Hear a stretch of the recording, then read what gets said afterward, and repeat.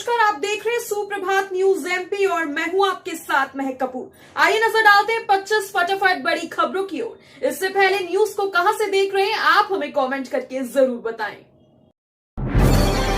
बुधवार से शुरू होगी 3 वर्षों से अटकी नर्सिंग परीक्षा, प्रवेश पत्र जारी। मध्य प्रदेश आयुर्विज्ञान विश्वविद्यालय की 3 वर्षों से अटकी नर्सिंग परीक्षा बुधवार से आरंभ होगी। परीक्षा में 30,000 से अधिक छात्र छात्राएं सम्मिलित होंगे। बीएससी नर्सिंग प्रथम वर्ष में परीक्षार्थियों की संख्या सबसे अधिक है। छात्र छात्राओं की सुविधा के लिए राज्य के लगभग प्रत्येक जिले में परीक्षा केंद्र बनाया गया है। पात्र छात्र छात्राओं के प्रवेश पत्र सोमवार को जारी कर दिए गए। परीक्षा के लिए आवेदन से चूके छात्र छात्राओं को आज मंगलवार तक अवसर दिया गया है। वह विलंब शुल्क के साथ ऑनलाइन आवेदन कर सकेंगे। लाडली बहनों को 1250 नहीं, अब मिलेंगे 3,000 रुपये। मध्य प्रदेश की लाडली बहनों के लिए बड़ी खुशखबरी है। उन्हें हर महीने मिल रहे 1250 रुपये की राशि को 3,000 किया जाएगा। यह खबर चौंकाने वाली जरूर लग रही है, लेकिन यह ऐलान भाजपा के एक नेता ने किया है। वह है शिवराज सिंह चौहान। मध्य प्रदेश के मुख्यमंत्री रहते हुए लाडली बहना योजना की शुरुआत करने वाले शिवराज ने अब एक बार फिर बहनों को राशि बढ़ाकर 3,000 रुपये करने की घोषणा की है। दिलचस्प बात यह है कि वे न तो प्रदेश के मुख्यमंत्री हैं, न ही उनके पास ऐसा कोई अधिकार है जिससे राशि बढ़ा सके। मध्य प्रदेश में दोपहर तपिश के बाद आंधी पानी के साथ गिरे ओले। इन 16 जिलों में बारिश का अलर्ट। प्रदेश से लेकर कर्नाटक तक बनी द्रोणिका से अरब सागर से प्रदेश में नमी में आ रही है। वहीं उत्तरी पश्चिमी मध्य प्रदेश में हवा के ऊपरी भाग में चक्रवात है जो द्रोणिका से संबद्ध है। इसके संयुक्त असर से प्रदेश के पश्चिमी हिस्से, विशेष तौर पर इंदौर, उज्जैन संभाग के जिलों में वर्षा की गतिविधियां हो रही हैं। प्रदेश में सोमवार को रतलाम, इंदौर और धार में वर्षा हुई। वहीं धार में ओले भी गिरे। अगले 24 घंटे में पश्चिमी और दक्षिणी हिस्सों में गरज चमक के साथ बौछारें पड़ने और 1-2 स्थानों पर ओलावृष्टि की आशंका है। मध्य प्रदेश में 10वीं 12वीं के सप्लीमेंट्री एग्जाम का शेड्यूल जारी। 5,000 स्टूडेंट फिर देंगे परीक्षा। माध्यमिक शिक्षा मंडल भोपाल ने मध्य प्रदेश 10वीं और 12वीं की पूरक परीक्षाओं का शेड्यूल जारी कर दिया है। ये परीक्षाएं जून माह में 8 से 20 तारीख के बीच होंगी। माध्यमिक शिक्षा मंडल की ऑफिशियल वेबसाइट पर टाइम टेबल अपलोड कर दिया गया है। बता दें कि एमपी बोर्ड की 10वीं 12वीं का रिजल्ट घोषित होने के बाद अब इन दोनों कक्षाओं की सप्लीमेंट्री परीक्षा की तैयारी शुरू हो गई है। 10वीं 12वीं की सप्लीमेंट्री परीक्षाएं जून में आयोजित की जाएगी। ये परीक्षाएं सुबह 8 से 11 बजे तक आयोजित की जाएगी। रेरा में पंजीयन के 1.5 साल बाद भी प्रोजेक्ट बंद। हाउसिंग बोर्ड को भुगतान पड़ेगा 8% ब्याज। शहर में 200 करोड़ रुपए से अधिक लागत वाले 2 प्रोजेक्ट का रेरा में पंजीयन कराने के बाद हाउसिंग बोर्ड के अधिकारियों की गलती से 1.5 साल बाद भी काम शुरू नहीं हो पाया है। इन दोनों प्रोजेक्ट के टेंडर की शर्तों में गड़बड़ी के कारण बाद में प्रक्रिया निरस्त करनी पड़ी। यह स्थिति तब है जबकि सब इंजीनियर से लेकर उपायुक्त स्तर तक के अधिकारी इन दस्तावेजों को ऑनलाइन और ऑफलाइन जाँच करने के बाद मुख्यालय में स्वीकृति के लिए भेजते हैं। इन प्रोजेक्ट के लिए हाउसिंग बोर्ड ने हितग्राहियों की बुकिंग भी कर ली, लेकिन काम शुरू नहीं होने के कारण अब राजस्व के नुकसान के साथ ही 8% ब्याज भुगतने की स्थिति बन गई है। समर नाइट मेला में बच्चे बुजुर्ग फ्री झूला झूलेंगे। अगर आप परिवार के साथ घूमने का प्लान कर रहे हैं तो समर मेला आपके लिए बेस्ट है। यहाँ आप खरीदारी के साथ खाने पीने के विभिन्न आइटम और बच्चों के लिए झूले का लुत्फ उठा सकेंगे। ग्वालियर व्यापार मेला में समर मेला की शुरुआत 1-2 दिन में हो जाएगी। दुकानें खाने पीने के स्टॉल लगाने का काम दुकानदारों ने शुरू कर दिया है। झूले कस कर तैयार हैं। झूला संचालक मेले के शुभारंभ अवसर पर पहले आओ पहले पाओ की तर्ज पर 14 साल तक के बच्चों को फ्री में झूला झुलाएंगे। सीबीएसई 10वीं 12वीं सप्लीमेंट्री परीक्षा और रीचेकिंग की तारीख घोषित। केंद्रीय माध्यमिक शिक्षा बोर्ड ने 10वीं और 12वीं बोर्ड रिजल्ट्स घोषित कर दिए हैं। कई छात्र अपने परिणाम से असंतुष्ट होंगे, वहीं कुछ छात्रों को कंपार्टमेंट लगा है। बोर्ड ने मार्क्स वेरिफिकेशन, कॉपियों के पुनर्मूल्यांकन, सप्लीमेंट्री परीक्षा की तारीख घोषित कर दी है। बता दें कि 10वीं में 1,32,337 और 12वीं में 1,22,170 छात्रों को सप्लीमेंट्री परीक्षा के कैटेगरी में रखा गया है। 10वीं और 12वीं का सप्लीमेंट्री एग्जाम 15 जुलाई 2024 को शुरू हो सकता है। कक्षा 12वीं के छात्रों को अपने एक विषय में सुधार का अवसर मिलेगा। लाइटिंग फाउंटेन से जगमग हुए 5 चौराहे, 6वें का ट्रायल शुरू। शहर के सिटी सेंटर स्थित राजमाता चौराहा और झांसी रोड स्थित विवेकानंद तिराहा के बाद 3 अन्य तिराहे व चौराहे भी लाइटिंग फाउंटेन से जगमग होना शुरू हो गए हैं। इनमें झलकारी बाई चौराहा के पास 2 स्थानों के साथ ही गोला का मंदिर रोटरी पर भी रंगीन फाउंटेन शुरू हो गए हैं। शहर में कुल 6 स्थानों का चयन किया गया था। इनमें से अब सिर्फ मोती महल स्थित जमुना बाग नर्सरी के सामने तिराहे का काम बाकी रह गया है। रविवार को इसका ट्रायल भी किया गया। इस दौरान फाउंटेन को चलाकर देखा गया। बिजनेस में आ रही पैसों की दिक्कत, तुले मुद्रा लोन 75% की मिलेगी छूट। आज के समय में लोग नौकरी की तुलना में खुद का व्यवसाय करना उचित समझते हैं। युवा वर्ग भी बिजनेस शुरू कर अपना भविष्य बेहतर करना चाहते हैं, लेकिन कई बार व्यवसाय में फाइनेंशियल समस्या आती है। तो ऐसे में व्यापारियों को निराश होने की आवश्यकता नहीं है, क्योंकि सरकार ने आर्थिक संकट से निपटने के लिए लोगों को समर्थन प्रदान करने के लिए कई योजनाएं शुरू की हैं। इनमें से एक भारत सरकार द्वारा प्रदान किया जाने वाला लोन, जिसके माध्यम से उन लोगों को आर्थिक सहायता मिलती है। एमपी में लोकसभा चुनाव के चौथे चरण में 8 सीटों पर 71.72% मतदान। मध्य प्रदेश में लोकसभा चुनाव के चौथे और अंतिम चरण में सबसे ज्यादा 71.72% औसत मतदान हुआ। यह वर्ष 2019 के 75.65% मतदान की तुलना में 3.93% कम है। इस चरण में मालवा निमाड़ अंचल की 8 लोकसभा सीटें शामिल थीं।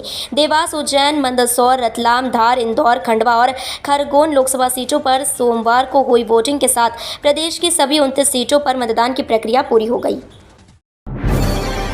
कांग्रेस विधायक आरिफ मसूद पर चुनाव आयोग का एक्शन, वोटिंग की गोपनीयता भंग करने के आरोप में एफआईआर। मध्य प्रदेश में मतदान की गोपनीयता भंग करने के मामले में चुनाव आयोग ने एक्शन लिया है। इस मामले में तत्कालीन शिवराज सिंह चौहान सरकार में कृषि मंत्री रहे कमल पटेल व वर्तमान कांग्रेस से विधायक आरिफ मसूद के खिलाफ एफआईआर दर्ज की गई है। पूर्व मंत्री कमल पटेल ने अपने पोते व विधायक आरिफ मसूद ने अपने पुत्र के साथ वोट डाला था। शिकायत के बाद पूर्व मंत्री कमल पटेल के खिलाफ हरदा में, जबकि कांग्रेस विधायक आरिफ मसूद के खिलाफ भोपाल के शाहजहानाबाद थाने में धारा 188 के तहत केस दर्ज किया गया है।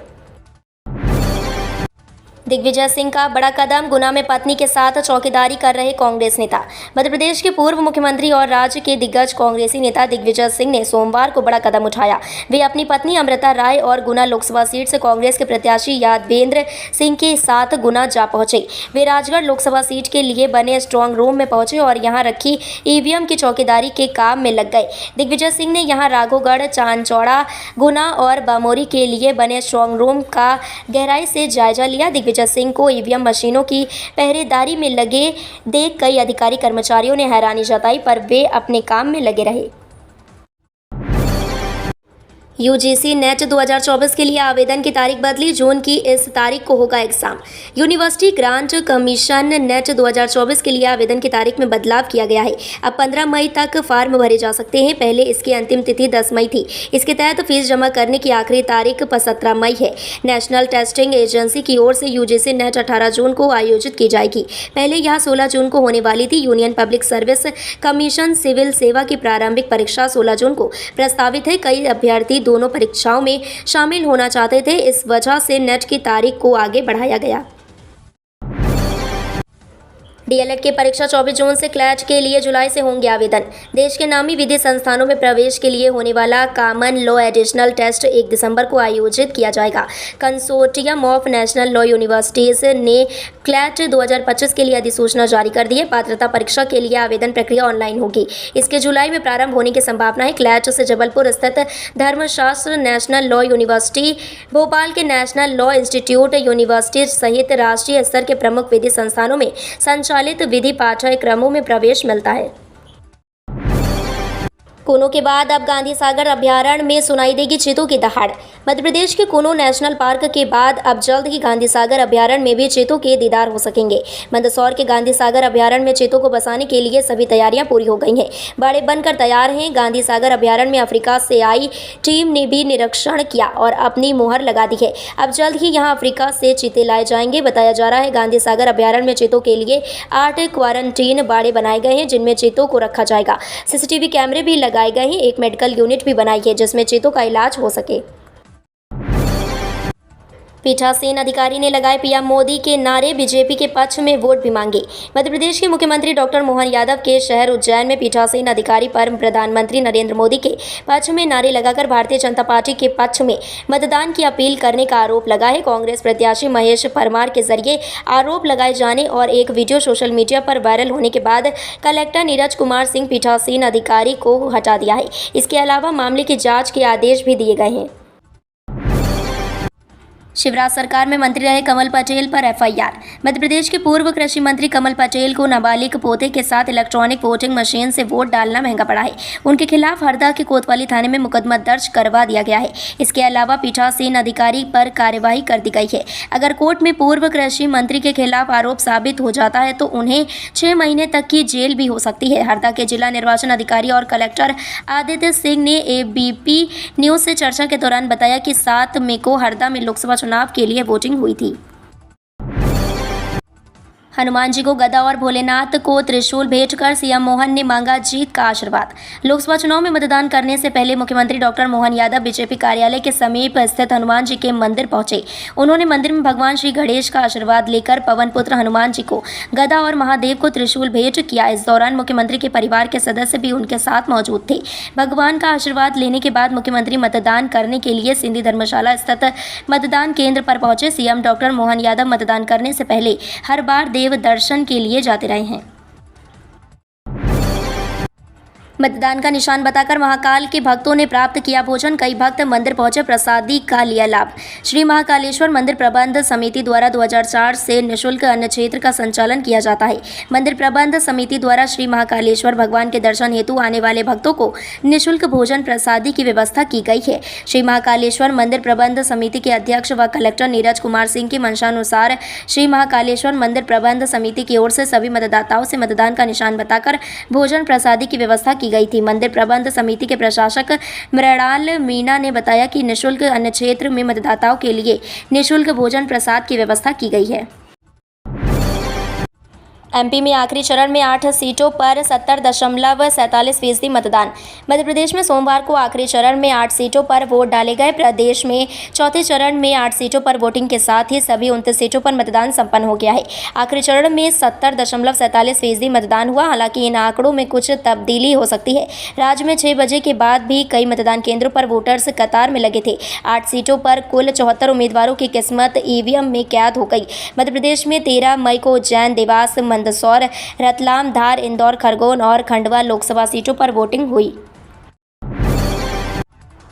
मध्य प्रदेश के मुख्यमंत्री मोहन यादव उत्तर प्रदेश और दिल्ली में करेंगे सभा। मुख्यमंत्री डॉक्टर मोहन यादव आज मंगलवार को उत्तर प्रदेश और दिल्ली में चुनावी सभाएं करेंगे। वहीं पूर्व मुख्यमंत्री शिवराज सिंह चौहान भी दिल्ली में चुनावी प्रचार करेंगे। मुख्यमंत्री डॉक्टर यादव दोपहर 2 बजे भोपाल से खजुराहो रवाना होंगे। यहां से वे उत्तर प्रदेश की हमीरपुर लोकसभा के भाजपा प्रत्याशी कुंवर पुष्पेंद्र सिंह चंदेल के समर्थन में जिला महोबा की चरखारी विधानसभा क्षेत्र के पनवाड़ी गाँव में आम सभा को संबोधित करेंगे। मुख्यमंत्री दोपहर 3:25 पर सभा स्थल पहुंचेंगे और जनसभा को संबोधित करने के बाद दिल्ली रवाना हो जाएंगे।